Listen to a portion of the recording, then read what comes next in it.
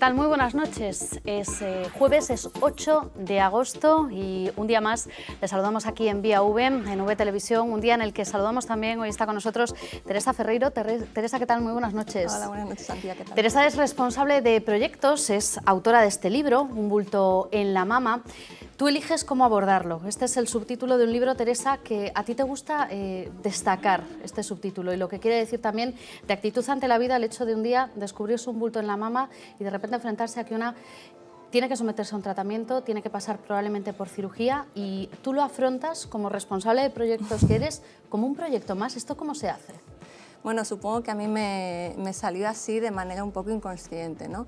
Desde el momento en que supe que tenía un tumor, me surgió una fecha de inicio en la mente y una fecha de fin. Es decir, yo quería saber que en algún momento todo este proceso se iba a acabar e iba a pasar página.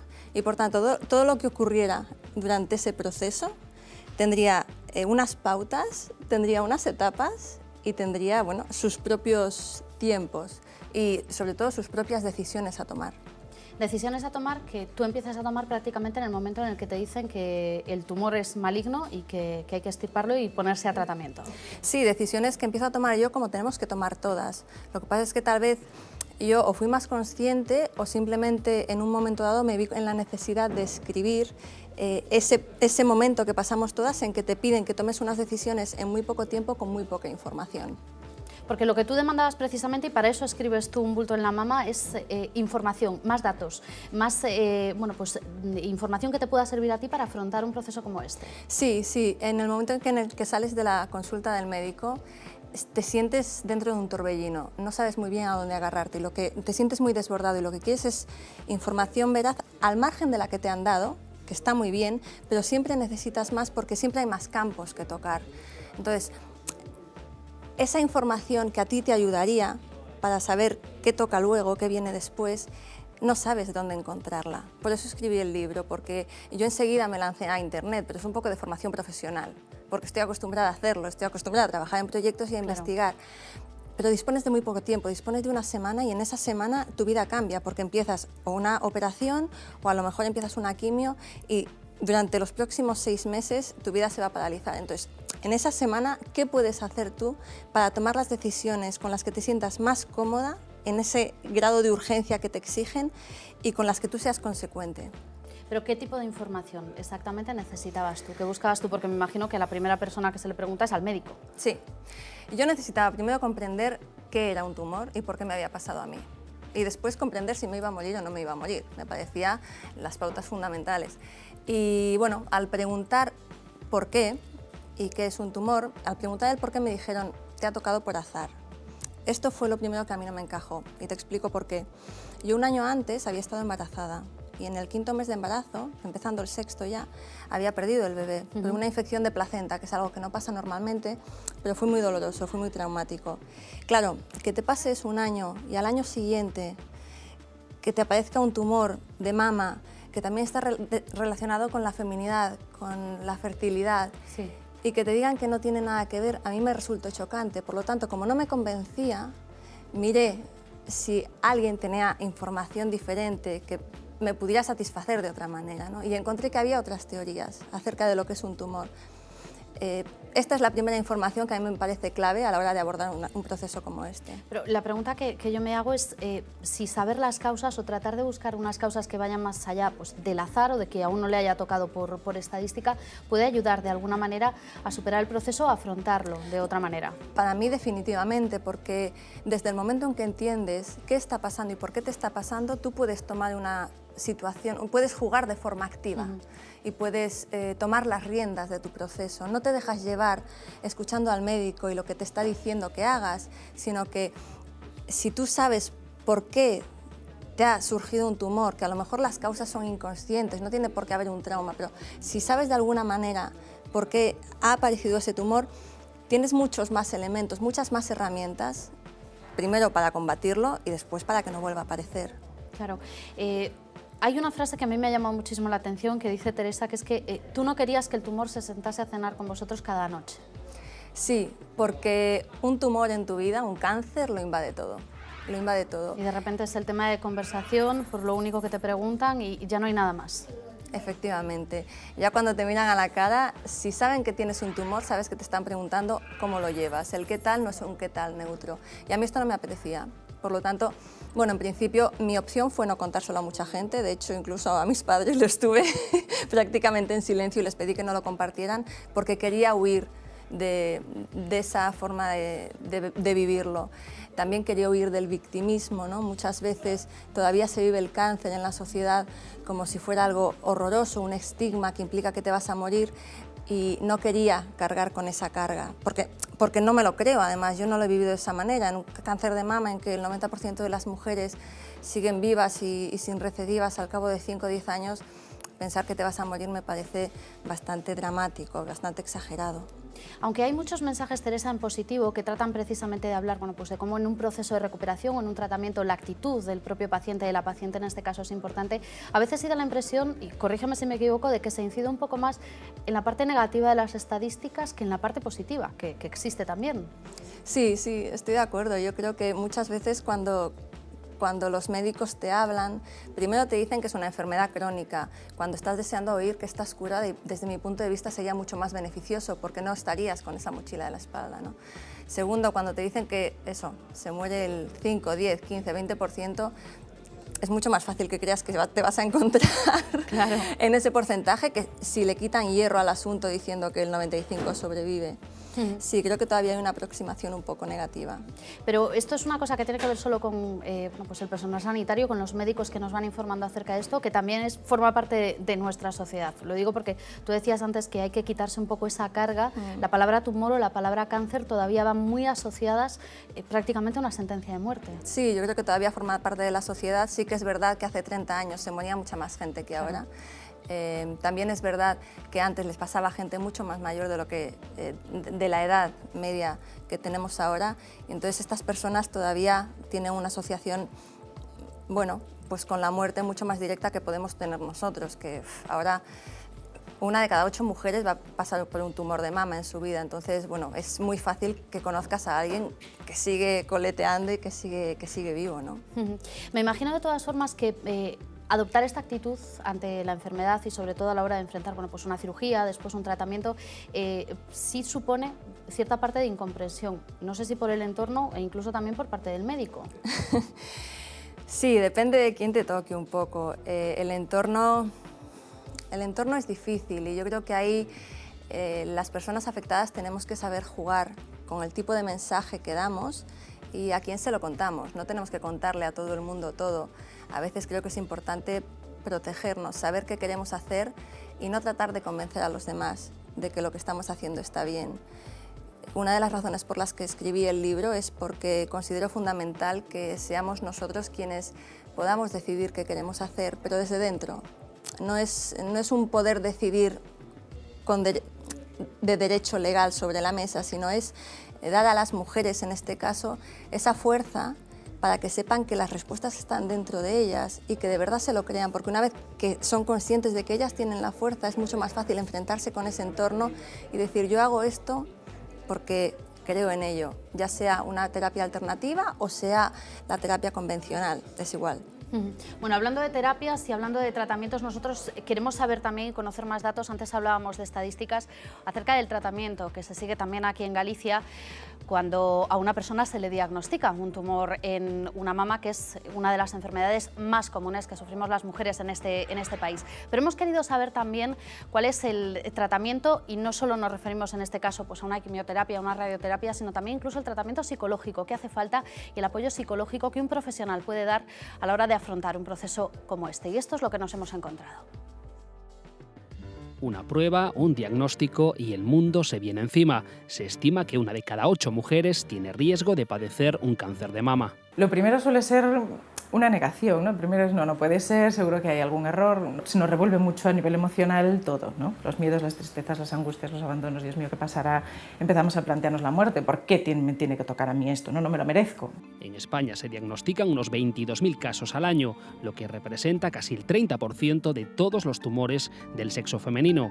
La inmensa mayoría tiene cura. As posibilidades de curación son moi altas, hoxe sabemos que 80 ou máis do 80% das mulleres están vivas aos 5 anos. E esa cura depende depende en parte de un pronto diagnóstico. La mayoría de los casos se descubren entre los 35 y los 80 años. Entre los 45 y los 65 ese porcentaje se eleva. Una simple mamografía puede salvar la vida. Por eso es indispensable realizarse controles periódicos a partir de los 50 años o incluso desde los 40 si existen precedentes genéticos. Se trata de diagnosticar tumores que non sean palpables, precisamente, tumores que son capaces de verse nunha radiografía, pero que a muller non sabe ni que os ten ni que os nota. Entón, esos tumores, evidentemente, son os que ofrecen unha curabilidade máis alta, non? Xa cando os tumores, que a veces son palpables ou notan elas, pues habitualmente suelen ser tumores máis grandes, entonces, bueno, o pronóstico sempre é un pouco peor. Es un cáncer que por su incidencia física suele afectar específicamente a la psicología de la mujer. El pelo, el pecho, nos afecta mucho y encima nos afecta ese sentimiento de feminidad muchas veces, ¿no? Por ello, el apoyo de especialistas y del entorno familiar se vuelve fundamental. Muchas veces es, ay, no lo vamos a recordar el tema. Pero tú te crees que se puede olvidar en algún momento del problema que tiene y lo que podemos llegar a veces es que dejarlo solo. Precisa un apoio continuado, non? Porque eso non é solamente un episodio que se curou e se acabou, non? Hai que manter un seguimiento. La ciencia ha conseguido grandes avances que permiten ya tratamientos a la carta. Tratamentos moi dirigidos, dependendo de cada tipo de tumor, de cada muller. El cáncer, una palabra tabú que sirve para reordenar las prioridades vitales. A mí una frase que me gusta mucho del Principito que hace la diferencia entre las cosas serias y las cosas importantes, ¿no? Las serias son el trabajo, el dinero, el no sé qué, y las importantes son las personas, los buenos ratos, el estar a gusto con uno mismo, ¿no? Decía también el Principito que la huida no ha llevado a nadie a ningún sitio y que el sentido de las cosas no está en las cosas mismas, sino en nuestra actitud hacia ellas. Bueno, pues son las palabras del Principito que recordábamos también aquí, que recordaba nuestro compañero Pablo Carballo en esta pieza. Teresa, ¿es una cuestión de actitud o hace falta más? La actitud es muy importante. La actitud es importante para todo. Claro.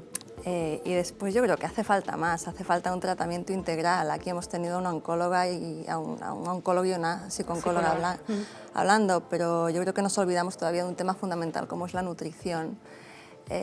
También es una actitud hacia la nutrición el saber que los cambios de hábitos son fundamentales. ¿Por qué menciono la nutrición? Porque no nos lo explican. No nos explican que tu organismo genera células malignas a lo largo de tu vida, muchas, todos las generamos, pero normalmente las neutralizamos. Cuando tu organismo está débil, no las neutraliza y es cuando el tumor progresa y se desarrolla. No nos explican que a través de la nutrición tú puedes protegerte de alguna manera, a través de alimentos tan sencillos como el brócoli o el ajo, ¿no? Y no nos explican que hay alimentos que favorecen el desarrollo de esos tumores. Entonces, creo que es una actitud querer saber, es una actitud querer responsabilizarnos. También creo que hay muchos pacientes que no desean hacerlo, que ponen toda la responsabilidad en el médico y eso tampoco es justo para el médico.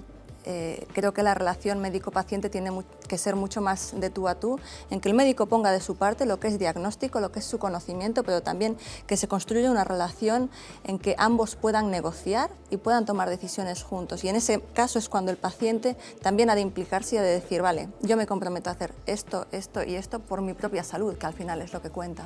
¿Y tú pudiste hacer esto? ¿Tú pudiste llegar a esa relación más igual con tu médico? Yo con mi médico pude negociar algunas cosas, me dio libertad para otras y en otras prácticamente no le dejé opinar. Hubo un poco de todo. Y esto no es difícil, de repente no dejarle opinar a un médico. Estamos hablando de un tema muy serio, quiero decir.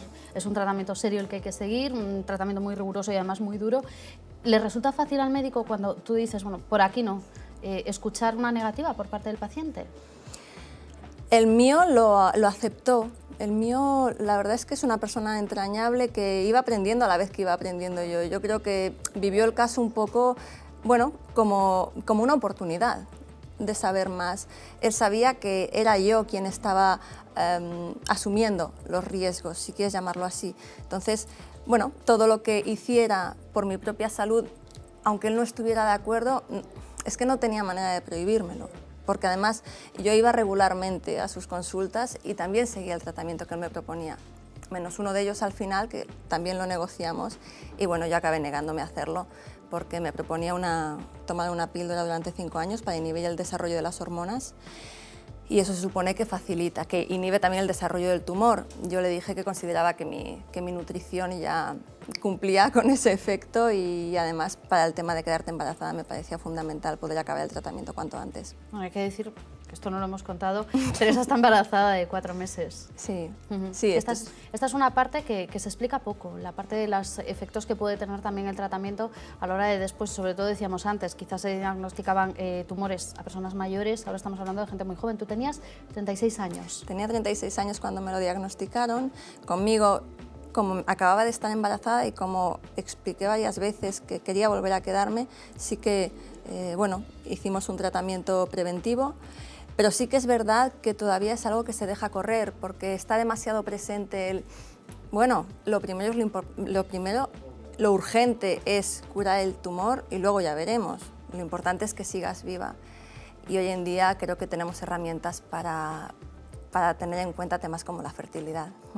Es otra de las cuestiones que explicas aquí en el libro, cómo enfrentarse también a ese proceso o a uno de los efectos secundarios que puede tener el tratamiento, ¿no? El tema de la fertilidad. Sí, el tema de la fertilidad para mí es fundamental. Lo fue antes, lo fue al principio y lo es ahora. Claro, estando embarazada, aparte te puedo asegurar que ya es un regalo normalmente un embarazo, pero bueno... Después, doble premio. Doble premio, doble premio. Sí, porque además es muy interesante cómo lo vives. Yo durante 2 o 3 años, no voy a decir que era fanática de todo aquello que defiendo en el libro, pero sí que me cuidaba muchísimo, hacía mucho deporte, la nutrición la llevaba a rajatabla. A rajatabla. Y de repente tu cuerpo deja de ser un organismo susceptible de volver a tener un tumor de mama para convertirse en el cuerpo que está alojando un cuerpecito. Entonces tus prioridades cambian de una manera muy bonita. Pero me imagino que también esa actitud que se mantiene durante todo el proceso, claro, entiendo que como responsable de proyectos esto es otro proyecto más en tu vida, ¿no? Sí. Y así lo asumes. Y así lo asumo. Bueno, un proyecto diferente el que ahora empieza, pero hablando del anterior, del proyecto que nos lleva desde el diagnóstico de ese tumor, entiendo que a pesar de que una actitud tan positiva como la que tú muestras, también habrá tiempo para, no sé si para permitirse, pero para tener bajones. Hombre, sí, hay momentos muy duros, hay momentos de duda también, hay momentos de decir, ¿y quién soy yo para dudar de lo que me están diciendo? Y para creer otras fuentes de información de las que antes nadie me había hablado, como puede ser la medicina tradicional china o tantas otras, ¿no? Que también se mencionan en el libro.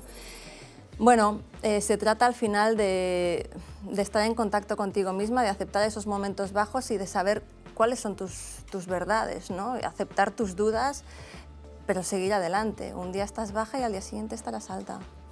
Bueno, a pesar de esa actitud, como decíamos, sí hubo un momento que quizás fue más duro, que fue cuando bueno, pues se te detecta ese linfedema en un brazo. Es una consecuencia, para explicarlo, de la extirpación de los ganglios en la operación de mama. Y en ese momento sí que tú no tienes opciones. Sí, en ese momento toqué fondo, porque a medida que me iban pasando cosas, bueno, pues siempre tenía alternativas, que es un poco lo que haces cuando gestionas proyectos, Claro. ¿no? Te encuentras con un proyecto, buscas una solución, si esa solución no se da o si no llegas a donde querías llegar, siempre tienes una salida. A mí cuando me extirparon los ganglios sin, entre comillas, mi consentimiento, yo no estaba de acuerdo, por supuesto firmé un papel porque no te queda otra, pero yo sabía que mis ganglios estaban limpios, no quería que me los quitaran, no me quedó opción. Bueno, me los quitaron. Me dijeron que no me iba a aparecer el linfedema porque eso solo le aparecía al 10% de la gente y a mí me apareció. Y en ese momento lo siguiente que me dijeron fue el linfedema no se cura en toda la vida, con lo cual te sientes incluso más destrozada porque dices, otra losa que llevar y ahora, ¿qué hago? ¿Y qué haces? Pues o corres a buscar una solución, que fue lo que hice en un primer momento. La solución era una operación que estaba investigándose en ese momento, carísima, más cara que un coche de gama alta, y aparte que no te aseguraba que desaparecería. O aprendes a aceptar. ¿Y eso fue lo que hiciste? Y eso fue lo que hice, aceptar sin conformarme. Es decir, a mí no me gustó que me dijeran que me iba a durar toda la vida y a día de hoy se me ha reducido en un 80% el linfedema que me anunciaron que tenía, algo que no se esperaban, con lo cual, y no soy nada especial, de verdad, no he hecho grandes cosas, simplemente cuidarme el brazo. Entonces, se puede poner de tu parte siempre para no quedarte con ese diagnóstico tan drástico. Y luego aceptar, pues sí, porque sigo haciéndolo cada día. O sea, cuando me veo el brazo y me tengo que poner una manga de compresión y me pesa más que el izquierdo y no puedo hacer según qué cosas, pues no me gusta, porque además no fue una decisión que tomé yo, ¿no? Y siempre cuesta mucho más aceptarlo. Claro, esto es una cuestión, me lo contaba Teresa antes de la entrevista, esto es una cuestión, el tema de las decisiones que uno toma y las que le hacen tomar. Y a mí me llama mucho la atención esta idea, Teresa, de que cuando una forma parte de las decisiones, luego le resulta más sencillo aceptar los resultados. Sí, evidentemente. Si yo hubiera sido quien dice en un primer momento que me quiten los ganglios, habría asumido las consecuencias.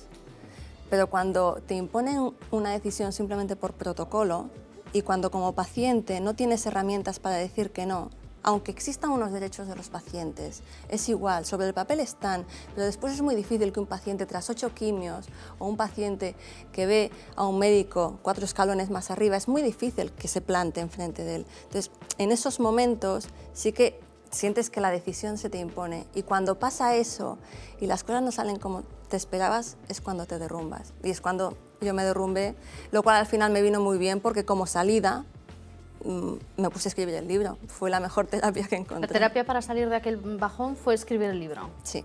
Bueno, por lo que estás contando, Teresa, a mí me gustaría saber también si en algún momento has tenido la sensación de que, sobre todo, algún médico pensaba que lo estabas cuestionando.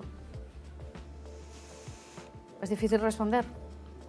Es difícil responder, es difícil responder.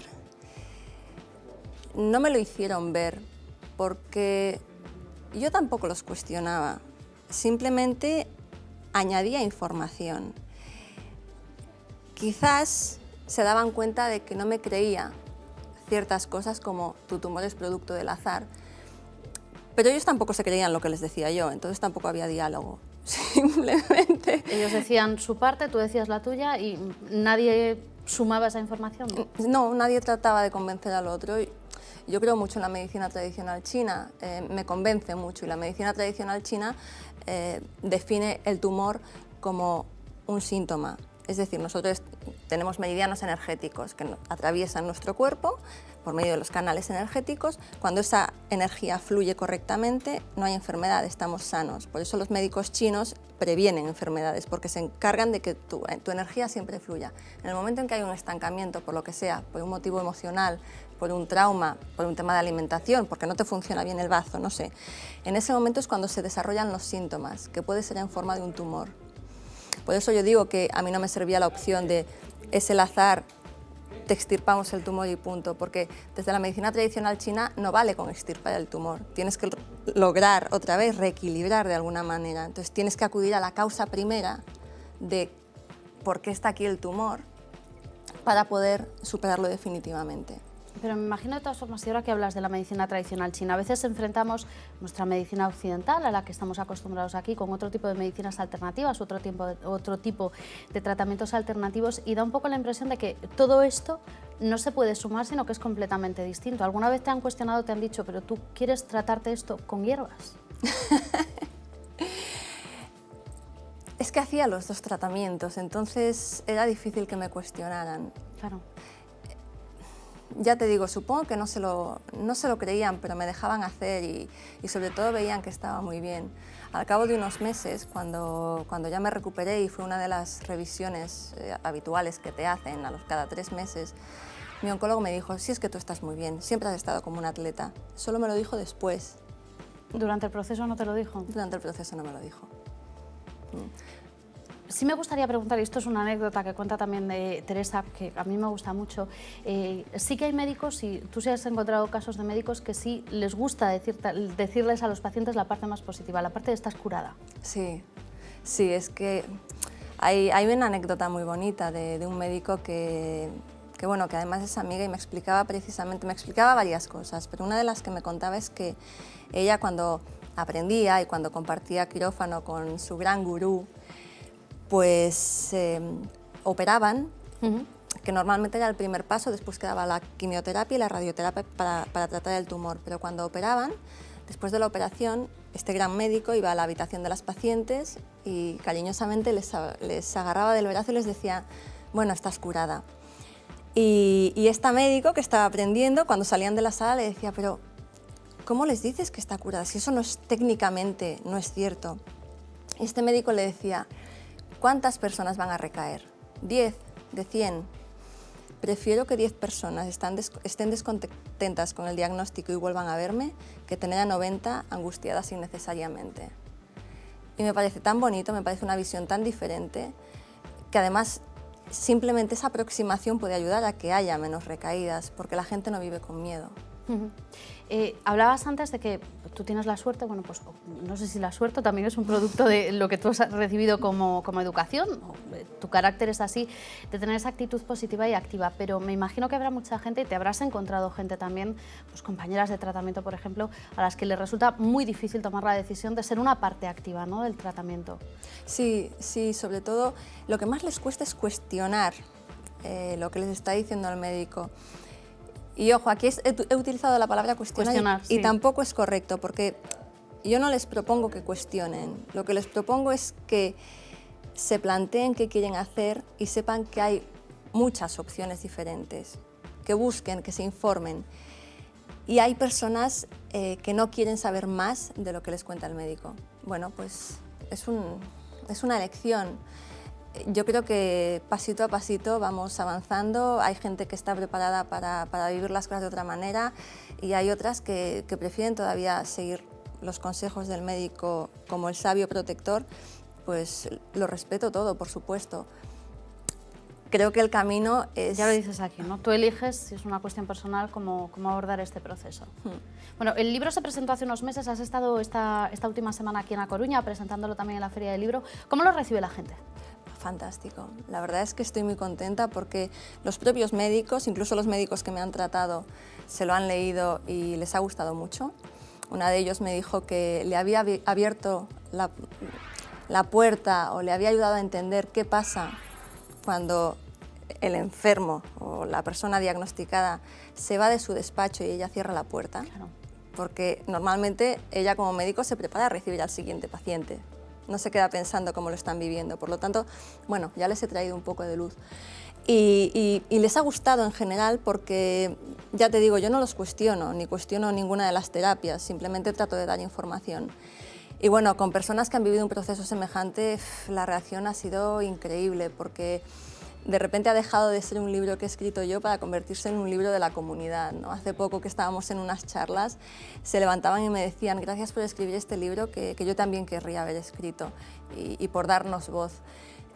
Y para mí eso es lo más bonito, que este libro no me pertenece, este libro es de todas aquellas personas a las que pueda ayudar, que para eso está escrito, para ayudar. ¿Este es el libro que a ti te habría gustado leer cuando te diagnosticaron el tumor? Definitivamente. Hay otra cosa que me llama mucho la atención y es el hecho de que, bueno, decíamos que Teresa es responsable de proyectos, trabajan para una escuela de negocios y estáis preparando una idea que es trasladar esto como actitud también para resolver problemas, para enfrentarse a problemas. Es decir, no solo cuando uno tiene una enfermedad, sino también cuando tiene que enfrentarse a otro tipo de problemas. Sí, es una experiencia que estamos poniendo en marcha, el ver cómo, bueno, emprendedores, personas que dirigen una empresa, cómo reaccionan ante una situación de crisis y a ver qué podemos aplicar de esta forma de afrontar el tumor que he utilizado yo, cómo podemos extraer o qué podemos extraer para hacer algo parecido cuando ellos tengan una situación de crisis en su empresa. Bueno, nos queda muy poquito tiempo, pero sí me gustaría, Teresa, tratar de lanzar algún tipo de conclusión. Una vez superado este proceso, ahora que estás en un proyecto diferente, que es el de gestar a este niño o niña, que todavía no sabemos si es niño o niña, en esta nueva etapa en la que evidentemente todavía tendrás que seguir controles, todavía tendrás que seguir pendiente, bueno, pues de lo que quede de todo el proceso anterior. ¿Cuál es la sensación con la que tú te quedas de lo que has podido aprender durante todo este tiempo? Que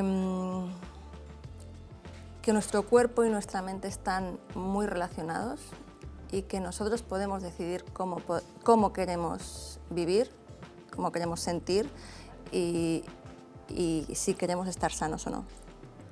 pues esa es la decisión que tomó Teresa en su día cuando decidió escribir este libro, también para salir de un bache y para recordar que hay posibilidades de abordar una situación como esta, una situación tan dura como esta, con una actitud positiva. Teresa Ferreiro, muchísimas gracias por estar con nosotros. Seguiremos muy pendientes también de cómo se va recibiendo el libro aquí y nada, esperamos seguir pendientes también de cómo sigue este nuevo proyecto que llevas dentro. Teresa Ferreiro, muchísimas gracias por estar con nosotros. Gracias a ti. Vamos a hacer un pequeñísimo alto y es jueves, así que ya saben que esto significa que enseguida volvemos con los chicos de Cuatro Gotas, que nos van a explicar muchísimas cosas sobre el tiempo, pero antes, una pequeña pausa.